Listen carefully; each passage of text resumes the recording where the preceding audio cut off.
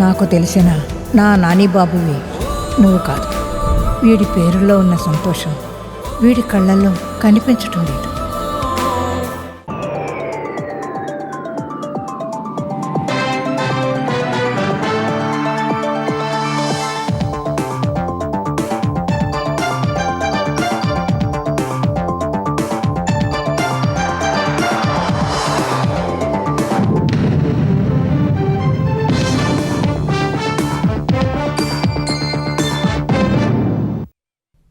నమస్కారం. ఈటీ న్యూస్కు స్వాగతం. ముఖ్యాంశాలు. హర్ముజ్లో వాణిజ్య నౌకపై ఇరాన్ కాల్పులు. భారతీయ నావికుడు గల్లంతు. దాడిని ఖండించిన కేంద్రం సహాయ చర్యలు చేపట్టినట్లు వెల్లడి. వాణిజ్య నౌకపై దాడితో ఇరాన్పై విరుచుకుపడిన అమెరికా. ప్రతిదాడులకు దిగిన ఐఆర్జీసీ బలగాలు. మరోసారి పేలులతో దద్దరిల్లిన పశ్చిమాసియా. రేవంత్ రెడ్డి విమర్శలపై మండిపడిన హరీష్ రావు. గేట్లు మోయకుండానే నీరు ఎత్తిపోయవచ్చని వెల్లడి. సీఎంకు కనీస అవగాహన లేదని ధ్వజం. కాళేశ్వరం నిర్వహణలో ప్రభుత్వం విఫలమైందన్న రామచంద్రరావు. ఎన్డీఏసీపై నెపం పెట్టి తప్పించుకునే ప్రయత్నం చేస్తోందని ఆరోపణ.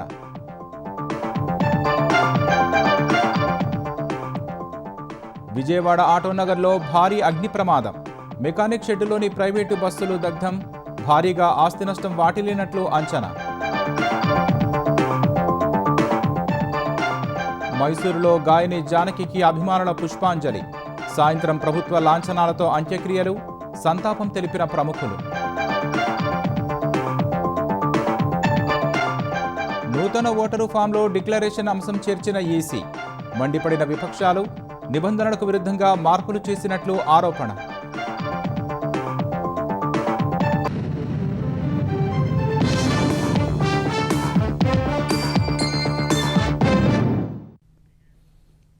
పశ్చిమాసియా మరోసారి భగ్గుమంది. అమెరికా, ఇరాన్ దాడులు ప్రతిదాడులతో ఆ ప్రాంతం దద్దరిల్లింది.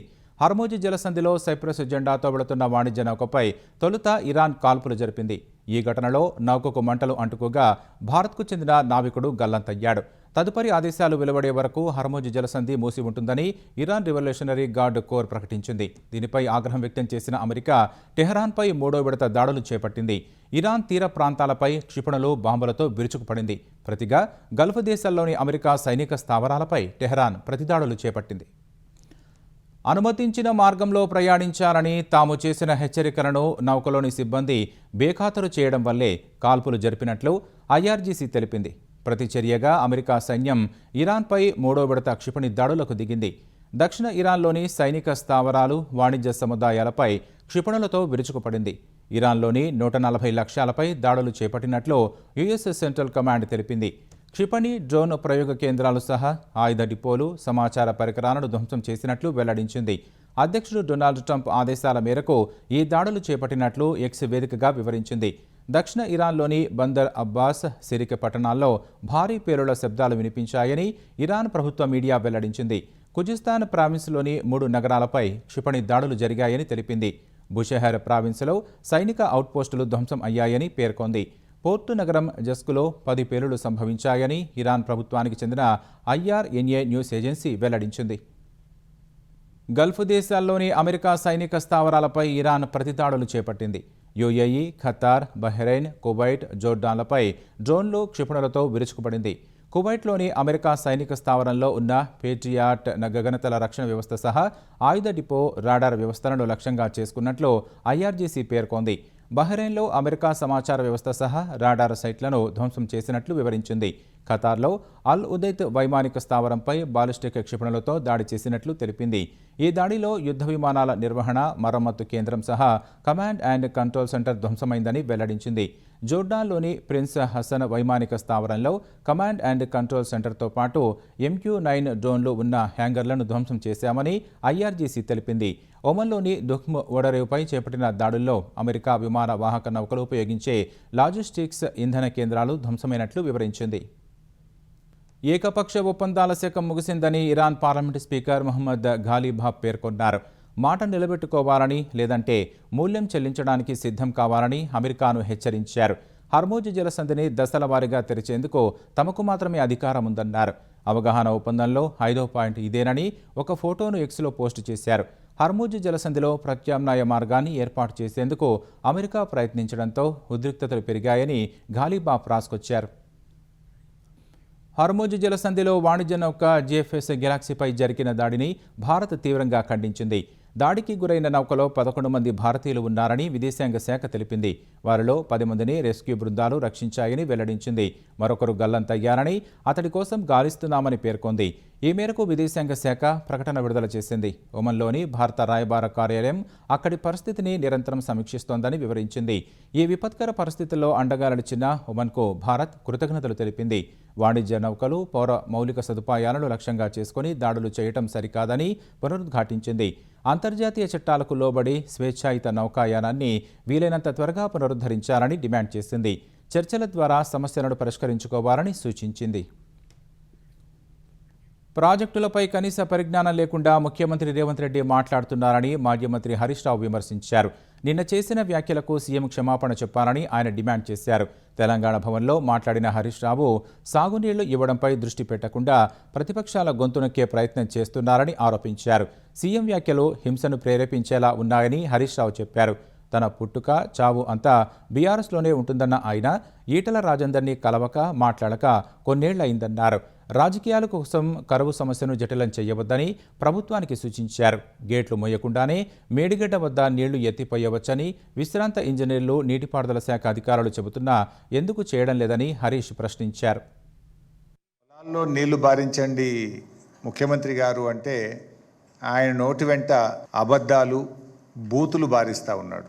మేడిగడ్డ గేట్లు మూయకుండా కన్నేపల్లి దగ్గర నీటిని ఎట్లా ఎత్తుతావు అని మాట్లాడతాడు. నాకు జాలి కలుగుతుంది నేను చూస్తుంటే. ముఖ్యమంత్రిగా నువ్వు 31 నెలలు పూర్తి చేసుకున్నా కన్నేపల్లి పంప్ హౌస్ నుంచి మేడిగడ్డ బ్యారేజ్ గేట్లు మూయకుండా నీళ్లు ఎలా ఎత్తాలో కూడా అవగాహన నువ్వు పెంచుకోవడం మీద నేను చూస్తే నాకు జాలేస్తూ ఉంది. 93.5 మీటర్ల ఎత్తులో కన్నెపల్లి పంప్ హౌస్ మోటార్లు నడుస్తాయి. గోదావరిలో 1,00,000 క్యూసెక్కుల వరద పోతా ఉంది. 1,00,000 క్యూసెక్కుల వరద పోయినప్పుడు దాని లెవెల్ 97 మీటర్లు ఉంటాయి. అంటే గేట్లు తెరిచి ఉన్న 97 మీటర్ల ఎత్తులో గోదావరి నది ప్రవహిస్తూ ఉంది. నీకు కావాల్సింది 93.5 మీటర్లు మాత్రమే. ఈ విషయాన్ని నేను కాదు, రిటైర్డ్ ఇంజనీర్లు కూడా చెప్పడం జరిగింది. మనము చిన్న కాపర్ డ్యామ్ కట్టుకొని 8.5 కోట్ల రూపాయల ఖర్చుతో నీళ్లు ఎల్లంపల్లికి తీసుకువెళ్ళొచ్చు అని తెలంగాణ నీటిపారుదల శాఖ కూడా రాష్ట్ర ప్రభుత్వానికి లేఖ రాసింది. ఆ లేఖ బయట పెట్టండి అని చెప్పి నేను అడుగుతా ఉన్నాను. కాళేశ్వరం ప్రాజెక్టులోని మేడిగడ్డ, అన్నారం, సుందిళ్ల బ్యారేజీల పునరుద్ధరణలో కాంగ్రెస్ ప్రభుత్వం ఘోరంగా విఫలమైందని బీజేపీ తెలంగాణ అధ్యక్షుడు రామచంద్రరావు అన్నారు. సీఎం రేవంత్ రెడ్డికి ఆయన బహిరంగ లేఖ రాశారు. బ్యారేజీల పునరుద్ధరణపై ఎన్డీఎస్ఏ 2023 నవంబర్ నుంచి 2025 ఏప్రిల్ వరకు వరుసగా నివేదికలు ఇచ్చినప్పటికీ వాటిని ప్రభుత్వం అమలు చేయలేదన్నారు. పనులు చేపట్టేందుకు 3 వర్కింగ్ సీజన్లు లభించినా సర్కార్ ఎలాంటి చర్యలు చేపట్టలేదని ఆక్షేపించారు. ప్రభుత్వ అసమర్థత వల్లే ప్రస్తుత కరువు కాలంలో సుమారు 200 టీఎంసీల గోదావరి జలాలను వాడుకోలేక రైతులు సాగునీటికి, ప్రజలు తాగునీటికి తీవ్ర ఇబ్బందులు పడుతున్నారని ఆవేదన వ్యక్తం చేశారు. మేడిగడ్డ వద్ద నీటిని నిల్వ చేయకుండానే రన్నింగ్ వాటర్ను కన్నెపల్లి పంప్ హౌస్ ద్వారా ఎత్తిపోసే అవకాశమున్నా ప్రభుత్వం ఆ దిశగా అడుగులు వేయలేదన్నారు. పీసీ ఘోష్ విజిలెన్స్ నివేదికలపై చర్యలు తీసుకోకుండా గత బీఆర్ఎస్ నేతలతో కుమ్మక్కై వారిని సీఎం రక్షిస్తున్నారని ఆరోపించారు. విజిలెన్స్ నివేదికను వెంటనే బహిర్గతం చేయాలని డిమాండ్ చేశారు. రాజకీయాలు పక్కన పెట్టి కాళేశ్వరం జలాలను ప్రజలకు అందించేలా చర్యలు తీసుకోవాలని రామచంద్రరావు డిమాండ్ చేశారు. బీఆర్ఎస్ ప్రభుత్వం మాదిరిగా ప్రస్తుత కాంగ్రెస్ ప్రభుత్వం కూడా కేవలం హైటెక్ సిటీని మాత్రమే అభివృద్ధిగా భావిస్తోందని కేంద్ర బొగ్గు గనుల శాఖ మంత్రి కిషన్ రెడ్డి విమర్శించారు. Kachiguda, Golnaka, Lingampally X road, Golnaka Galaxy Hotel, Ashok Nagar తదితర ప్రాంతాల్లో కిషన్ రెడ్డి పాదయాత్ర చేసి ప్రజల సమస్యలను అడిగి తెలుసుకున్నారు. మరి వర్షాకాలం వస్తున్నప్పుడు కూడా తాగునీటి సమస్య పరిష్కారం కాలేదు. ఇంకా ఎండాకాలం లాగానే మరి చివరి ప్రాంతాల వరకు, చివరి ఇళ్లకు, చివరి బస్తీలకు తాగునీరు అందని పరిస్థితి ఉన్నది. దానిపైన కూడా బస్తీలలో ప్రజలు తీవ్రమైనటువంటి ఆక్రోశం వ్యక్తం చేస్తూ ఉన్నారు. మరి ఈరోజు 3 సంవత్సరాలైంది ప్రభుత్వం వచ్చి. గతంలో బీఆర్ఎస్ ప్రభుత్వం కూడా 10 సంవత్సరాల వరకు కూడా ఒక్కరికి పెన్షన్ ఇవ్వలేదు. మరి వీళ్ళు కూడా వచ్చి 3 సంవత్సరాలుగా వస్తుంది. ఇప్పుడు కూడా ఎవరికి పెన్షన్ ఇవ్వకుండా అనేక రకాలుగా 2, 3, 4, 5 సార్లు కూడా దరఖాస్తులు పెట్టుకున్నప్పటికీ కూడా పెన్షన్ ఎవరికి మంజూరు చేయడం లేదు. నేను ప్రభుత్వాన్ని కోరేది ఒకటే, మీరు ఏదైతే ప్రజలకు హామీ ఇచ్చారో హామీ ప్రకారం ఈ సమస్యలను కూడా పరిష్కారం చేయాల్సిన అవసరం ఉంది. శ్రీ సత్యసాయి జిల్లాలో హంద్రినీవా కాలువ విస్తరణకు శ్రీకారం చుట్టామని ఏపీ జలవనరుల శాఖ మంత్రి నిమ్మల రామానాయుడు తెలిపారు. 790 కోట్ల రూపాయల వ్యయంతో హిందూపూర్ రూరల్ రాజపల్లి వద్ద మడకశిర బ్రాంచ్ కెనాల్ వెడల్పు పనులకు ఎమ్మెల్యే నందమూరి బాలకృష్ణతో కలిసి మంత్రి భూమి పూజ చేశారు. ఎమ్మెల్యే బాలకృష్ణ ప్రొక్లైనర్ ఎక్కి స్వయంగా పనులు ప్రారంభించారు. రాయలసీమను రతనాల సీమగా మార్చే లక్ష్యంతో సాగునీటి ప్రాజెక్టులకు అధిక ప్రాధాన్యత ఇస్తున్నట్లు మంత్రి నిమ్మల తెలిపారు. హంద్రినీవా కాలువ వెడల్పుతో సాగు తాగునీటికి ఉపయుక్తంగా ఉంటుందన్నారు. ఒక్క సంవత్సరంలోనే 3,800 కోట్ల రూపాయలు ఖర్చు చేసి 728వ కిలోమీటర్ వరకు కూడా ఈ యొక్క కృష్ణా జలాలను చంద్రబాబు నాయుడు కుప్పం వరకు తీసుకెళ్లినటువంటి పరిస్థితి. మడకశిర బ్రాంచ్ నుంచి మరి ఆఖరి కిలోమీటర్ 173వ కిలోమీటర్ వరకు కూడా ఈ మడకశిర బ్రాంచ్ కూడా ఈ నీళ్లు తీసుకెళ్తున్నామని అంటే ఒక రాయలసీమ బిడ్డగా చంద్రబాబు నాయుడు గారు ఈ యొక్క రాయలసీమను రతనాల సీమగా మార్చేటువంటి ప్రక్రియకు ఇదే ఒక నిదర్శనం అని చెప్పి తెలియజేసుకుంటూ ఉన్నా. విజయవాడ ఆటోనగర్లో భారీ అగ్ని ప్రమాదం జరిగింది. మెకానిక్ షెడ్డులో మరమ్మతుల కోసం నిలిపి ఉంచిన బస్సులో మంటలు చెలరేగాయి. ఒక బస్సులో చెలరేగిన మంటలు సమీపంలోని మరిన్ని బస్సులకు వ్యాపించాయి. స్థానికులు మంటలు గమనించి అగ్నిమాపక సిబ్బందికి సమాచారం అందించారు. దట్టమైన పొగలు చూసి స్థానికులు భయాందోళనకు గురయ్యారు. 3 ఫైర్ ఇంజన్లతో అగ్నిమాపక సిబ్బంది మంటలు అదుపు చేశారు. ఎలాంటి ప్రాణనష్టం లేదని అధికారులు తెలిపారు. ప్రమాద కారణాలపై ఆరా తీస్తున్నారు. 11:20 టైంలో బాగా దట్టమైన పొగలు వచ్చినాయి. నేను మన షాప్ దగ్గరికి వచ్చాను. ఇవాళ ఆదివారం సెలవు అని మనం చూసుకుని వెళ్ళడానికి వచ్చాను. అయితే పొగలు వస్తున్నాయి బాగా. అంతలో ఈ మన ఫైర్ సర్వీస్ బండి కూడా బయలుదేరింది. గబాల్ని ఇక్కడ వచ్చేసరికి బస్సులు అయితే నిండా బస్సులు ఉన్నాయి, షెడ్ నిండా బస్సులు ఉన్నాయి. క్రేన్ని పిలిచి ఆ క్రేన్తో లాగి బయటకు లాగి కొన్ని బళ్ళ వరకు బయటికి తీసాము. అంతలోని ఈ బళ్ళన్నీ ఒకేసారి తగలబడిపోయినాయి మొత్తం. కనీసం దగ్గర 10 బళ్ళు దాకా సేవ్ చేసాం.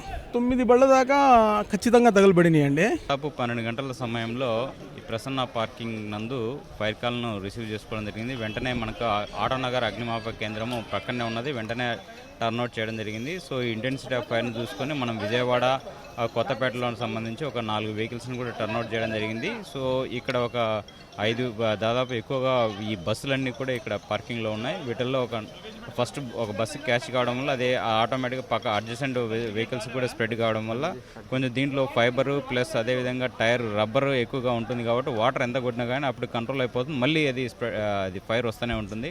అందుకోసం ఎక్కువ వాటర్ అవసరం అవుతుంది. అన్ని వెహికల్స్ తోటి అయితే ఇప్పుడైతే కంటైన్ చేయగలిగాము. సో ఫర్దర్గా స్ప్రెడ్ కాకుండా మనం అడిషనల్గా మన వెహికల్స్ని కూడా తెప్పించేస్తూ కంటిన్యూగా వాటర్ అనేది చేస్తూనే ఉన్నాము. 5 బస్సులు పూర్తిగా కాలనీ అనేది ఉంది. So 5 vehicles. So remaining vehicles అన్నీ కూడా అడిసెంట్ ఉండేటన్నీ కూడా కొంచెం మనము వాటర్ అండ్ సేవ్ చేసేసాము. కాకినాడ తీరంలో కేంద్రీకృతమైన భూకంపం వల్ల విశాఖపట్నం పరిసర ప్రాంతాల్లో ప్రకంపనలు చోటు చేసుకున్నాయి. బీచ్ రోడ్, సీతమ్మధార, గాజుబాక, మధురవాడ ప్రాంతాల్లో ప్రకంపనలతో స్థానికులు భయాందోళనకు గురయ్యారు. సుమారు 5 నుంచి 10 సెకండ్ల పాటు భూమి కంపించినట్లు చెబుతున్నారు. భూమిలో వీక్ జోన్స్ వల్లే ప్రకంపనలు చోటు చేసుకుంటున్నాయని నేషనల్ ఇన్స్టిట్యూట్ ఆఫ్ ఓషనోగ్రఫీ విశ్రాంత శాస్త్రవేత్త కేఎస్ఎన్ మూర్తి తెలిపారు. మనకి భూ ఉపరితలం అంతా రకరకాల ప్లేట్ల కింద విభజించింది. ఈ ప్లేట్లు నిత్యం మూవ్ అవుతుంటాయి. ఫర్ ఎగ్జాంపుల్ ఇండియన్ ప్లేటు గత కొన్ని లక్షల సంవత్సరాల నుంచి అంటార్టికా దగ్గర ఉన్నది అలా నార్త్కి వెళ్తోంది. ఇప్పుడు కూడా ఏడాదికి 3 సెంటీమీటర్ల చొప్పున నార్త్కి వెళ్తోంది. కాకపోతే మేజర్ భూకంపాలు, మైనర్ భూకంపాలు ఉంటాయి. మన కాకినాడ దగ్గర వచ్చిందని మైనర్ భూకంపం. ఒక ప్లేటు తగులుకున్నప్పుడు హిమాలయ ఏరియాలు, ఒక ప్లేట్ కింద ఒక ప్లేట్ వెళ్ళడం ఉంటే మన అండమాన్ దగ్గర అక్కడ వచ్చే భూకంపాలు మ్యాగ్నిట్యూడ్ 7.5, 8, 9.3 ఉంటాయి. తర్వాత ఏంటంటే తీవ్రత ఎక్కువ ఉంటుంది, ప్రాణ నష్టం ఉంటుంది, అవన్నీ ఉంటుంది. ప్రఖ్యాత గాయని ఎస్ జానకి అంత్యక్రియలు సాయంత్రం 5 గంటలకు మైసూరులో జరగనున్నాయి. మైసూరు తాలూకా హెచ్డి కోటే రోడ్డులోని కనియన హుండి ఫామ్ హౌస్లో అంత్యక్రియలు జరుగుతాయని కర్ణాటక మంత్రి యతీంద్ర సిద్ధరామయ్య తెలిపారు. జానకి కోరిక మేరకే మైసూరులో అంత్యక్రియలు నిర్వహించనున్నట్లు ఆయన వెల్లడించారు. కర్ణాటక ప్రభుత్వ లాంఛనాలతో అంతిమ సంస్కారాలు పూర్తి చేస్తామని ప్రకటించారు. అభిమానుల సందర్శనార్థం మైసూరు మహారాజా కాలేజ్ గ్రౌండ్స్లో జానకి పార్థివ దేహాన్ని ఉంచారు. పెద్ద సంఖ్యలో అభిమానులు జానకి పార్థివ దేహానికి నివాళులు అర్పిస్తున్నారు. ఆమె ఆలపించిన పాటలను, సంగీత ప్రపంచానికి ఆమె అందించిన సేవలను గుర్తు చేసుకుంటున్నారు. జానకమ్మ మృతితో దేశం ఒక సంగీత దిగ్గజాన్ని కోల్పోయిందని రాష్ట్రపతి ద్రౌపది ముర్ము పేర్కొన్నారు. ఈ మేరకు సామాజిక మాధ్యమం ఎక్స్లో పోస్టు చేశారు. జానకి తన గాత్రంతో ఎన్నో తరాలకు మంత్రముగ్ధులను చేశారని రాసుకొచ్చారు. 60 ఏళ్ల కెరీర్లో సుమారు 20 భారతీయ భాషల్లో వేల పాటలను పాడారని గుర్తు చేసుకున్నారు. ఆమె పాటలు చరిత్రలో ఎప్పటికీ నిలిచి ఉంటాయని తెలిపారు. జానకమ్మ మరణం సంగీత సాంస్కృతిక ప్రపంచానికి తీరని లోటని ప్రధాని నరేంద్ర మోదీ అన్నారు. వివిధ భాషల్లో ఆమె పాడిన పాటలు 2-3 తరాల ప్రజలను అలరించాయని గుర్తు చేశారు. ఆమె మధురమైన పాటలు భవిష్యత్తులోనూ శ్రోతలను మంత్రముగ్ధులను చేస్తూనే ఉంటాయన్నారు. జానకి బహుముఖ ప్రజ్ఞాశాలి అని కొనియాడారు. ఆమె కుటుంబ సభ్యులు అభిమానులకు ప్రగాఢ సానుభూతి తెలియజేస్తున్నట్లు ప్రధాని మోదీ ఎక్స్లో పోస్టు చేశారు. గానకోకిల ఎస్ జానకమ్మకు ముఖ్యమంత్రి చంద్రబాబు నివాళులు అర్పించారు. క్యాంపు కార్యాలయంలో జానకి చిత్రపటానికి పుష్పాంజలి ఘటించారు. భారతీయ సంగీత రంగానికి ఆమె చేసిన విశిష్ట సేవలను స్మరించుకున్నారు. తెలుగు నేలపై జన్మించిన జానకమ్మ 6 దశాబ్దాలకు పైగా అపూర్వ గానంతో కోట్లాది అభిమానుల హృదయాలను గెలుచుకున్నారని చంద్రబాబు కొనియాడారు. ఆమె ఆత్మకు శాంతి చేకూరాలని భగవంతుని ప్రార్థిస్తున్నట్లు తెలిపారు. మంత్రి నారా లోకేష్ కూడా జానకి మృతి పట్ల సంతాపం తెలిపారు. ఎస్ జానకి తెలుగు నేలపై జన్మించడం మనందరికీ గర్వకారణమన్నారు. ఆమె మరణం సినీ రంగానికి తీరని లోటని వ్యాఖ్యానించారు. ఆమె ఆత్మకు శాంతి చేకూరాలని భగవంతుడిని ప్రార్థిస్తున్నట్లు లోకేష్ తెలిపారు. మంచి చేయాలనే సంకల్పంతో 3వ ఏడాది వంశధార కాలువ ద్వారా రైతులకు సాగునీరు అందించామని ఎమ్మెల్యే గౌతు శిరీష అన్నారు. శ్రీకాకుళం జిల్లా పలాస మండలం టెక్కలిపట్నం వద్ద వంశధార నీటికి ఆమె జలహారతి ఇచ్చారు. రైతులను అన్ని విధాలా ఆదుకోవడమే కూటమి ప్రభుత్వ లక్ష్యమని ఎమ్మెల్యే శిరీష తెలిపారు. 2 సంవత్సరాలుగా ఎన్నో అభివృద్ధి సంక్షేమ పథకాలు చేస్తూనే ఉన్నాం. అయితే అత్యంత సంతృప్తినిస్తున్న పని మాకు రైతులకి నీరందించడం. గత 5 సంవత్సరాలు అసమర్థ వైసీపీ పాలనలో ఇదే నియోజకవర్గానికి మంత్రిగా అధికారం చలాయించిన మాజీ మంత్రి సీదిరి అప్పలరాజు గారు ఒక్క సంవత్సరం కూడా చుక్క వంశధార నీటిని తీసుకురాలేని అసమర్థ ప్రభుత్వం, అసమర్థ మంత్రి. 3వ సంవత్సరం కూడా 2024లో మొదలైంది. 25, 26 కూడా సకాలంలో వంశధార నీటిని ముందు టేలెంట్కి అందించాలని మాట ఇచ్చి అది అక్షరాలు నిరూపించారు. వంశధార నీరు ఎందుకు తీసుకురాలేకపోతున్నారంటే ఇదే అసమర్థ మంత్రి, మాజీ మంత్రి అప్పలరాజు గారు టెక్కలిలో లిఫ్ట్ ఇరిగేషన్ వల్ల వంశధార నీరు రాలేదని తప్పంతా అచ్చెన్నాయుడు గారి మీద తోయడానికి ప్రయత్నించారు. టెక్కల్లో అదే లిఫ్ట్ ఇరిగేషన్ ఉంది, అదే అచ్చెన్నాయుడు గారు, అదే బగ్గురమణమూర్తి గారు అందరూ సహకరించారు. మరి నీటిని ఎలా తీసుకురాగలమండి? సంకల్పం ఉంది కాబట్టి ఆ సంకల్పానికి సహకరించే ప్రభుత్వం, నాయకులు ఉన్నారు కాబట్టి. కడప జిల్లా ప్రొద్దుటూరులో ఉద్రిక్తత ఏర్పడింది. పొట్టిపాడు మార్గంలో ఇటీవల వేసిన రోడ్డు నాణ్యత లేదంటూ వైసీపీ మాజీ ఎమ్మెల్యే రాచమల్లు ప్రసాద్ రెడ్డి ఇతర నాయకులు ఆ ప్రాంత పరిశీలనకు వెళ్లారు. విషయం తెలిసి ఎమ్మెల్యే వరదల రాజులరెడ్డి కుమారుడు కొండారెడ్డి, గుత్తేదారు మహేశ్వరరెడ్డి, టీడీపీ కార్యకర్తలు అక్కడికి వచ్చారు. ఇరు పార్టీల నాయకులు, కార్యకర్తలు పరస్పరం విమర్శలు చేసుకోవడంతో ఉద్రిక్తత పరిస్థితి నెలకొంది. పోలీసులు జోక్యం చేసుకుని ఇరు వర్గాలను చెదరగొట్టారు.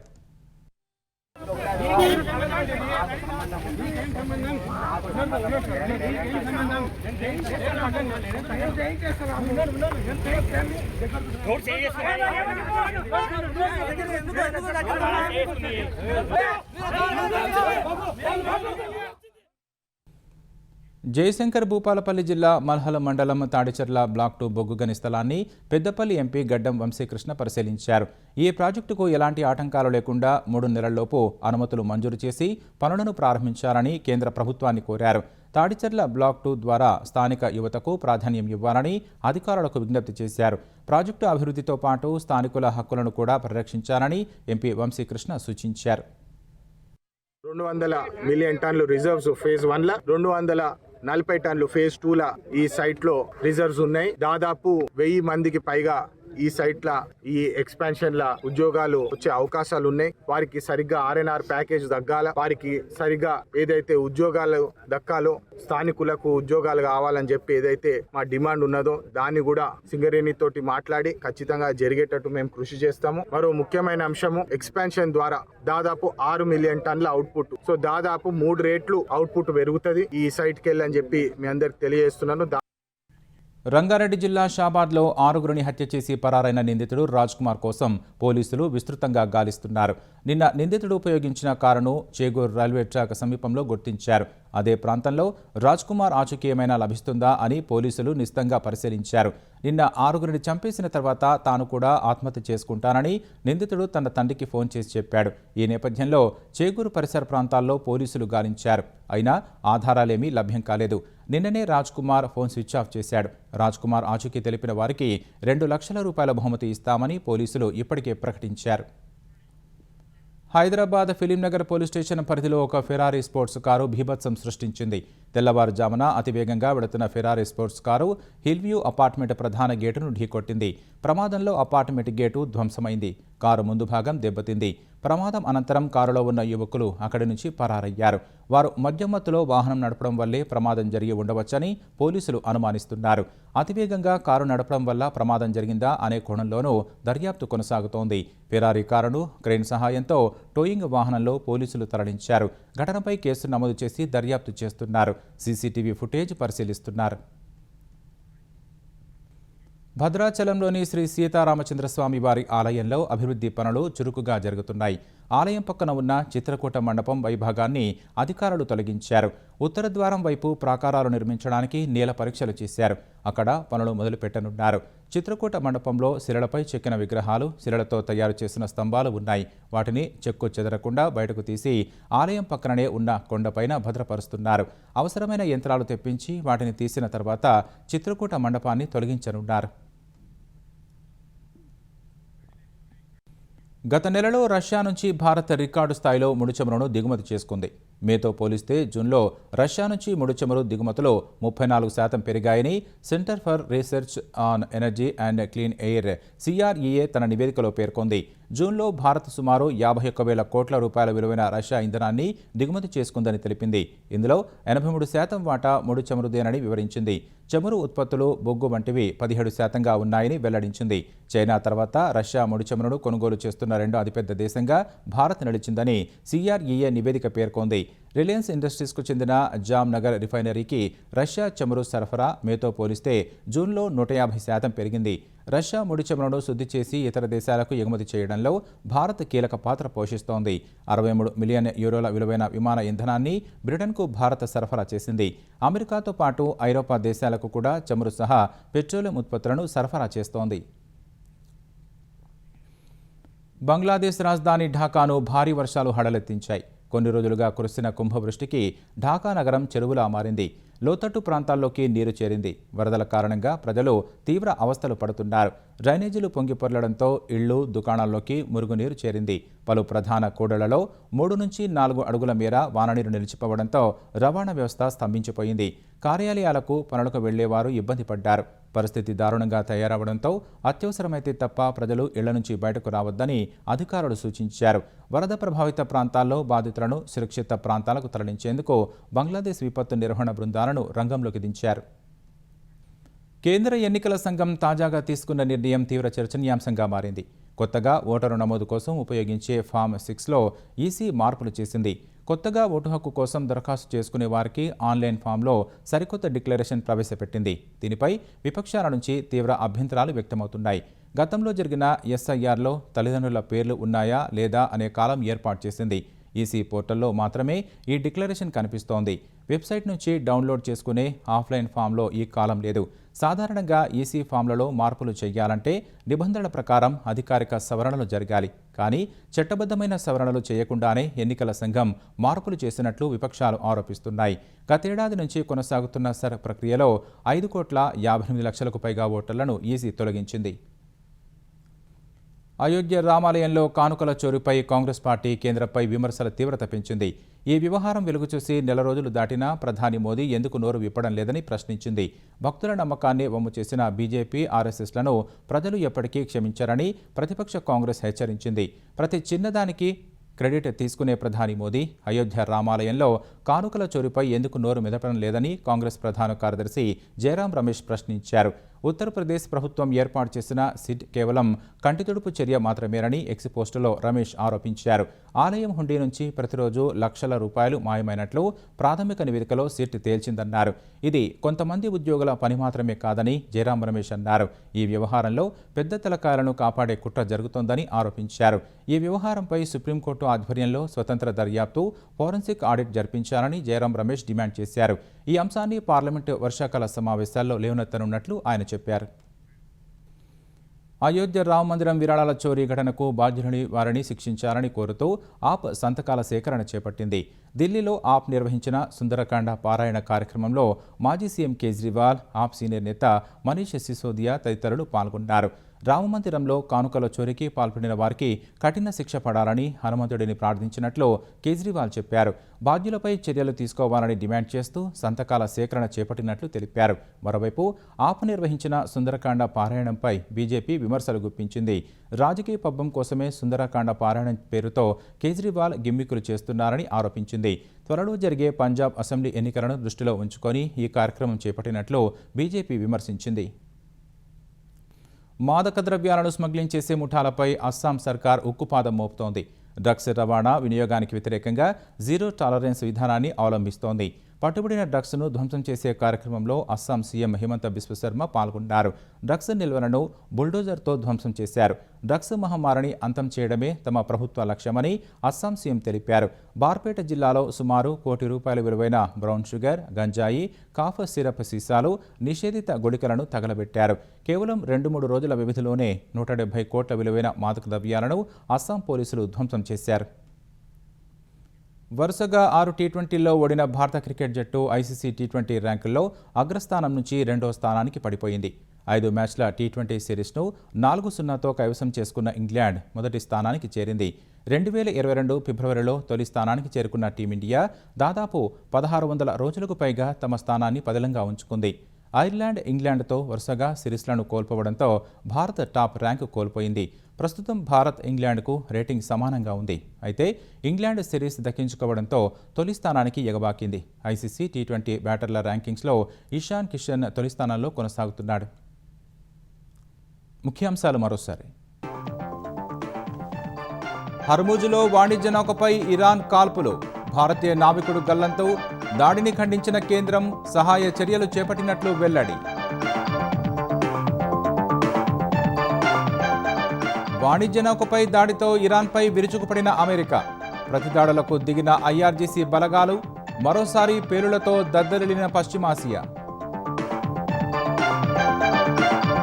రేవంత్ రెడ్డి విమర్శలపై మండిపడిన హరీష్ రావు. గేట్లు మోయకుండానే నీరు ఎత్తిపోయవచ్చని వెల్లడి. సీఎంకు కనీస అవగాహన లేదని ధ్వజం. కాళేశ్వరం నిర్వహణలో ప్రభుత్వం విఫలమైందన్న రామచంద్రరావు. ఎన్డీఏసీపై నెపం పెట్టి తప్పించుకునే ప్రయత్నం చేస్తోందని ఆరోపణ.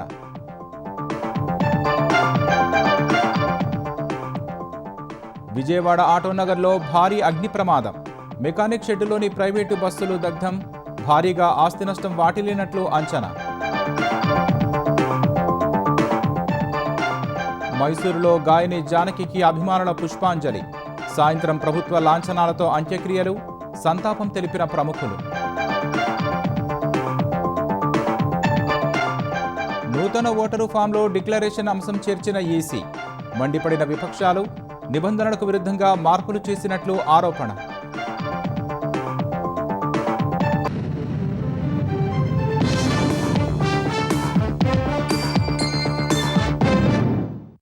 ఈటీవీ న్యూస్ సమాప్తం. నమస్కారం.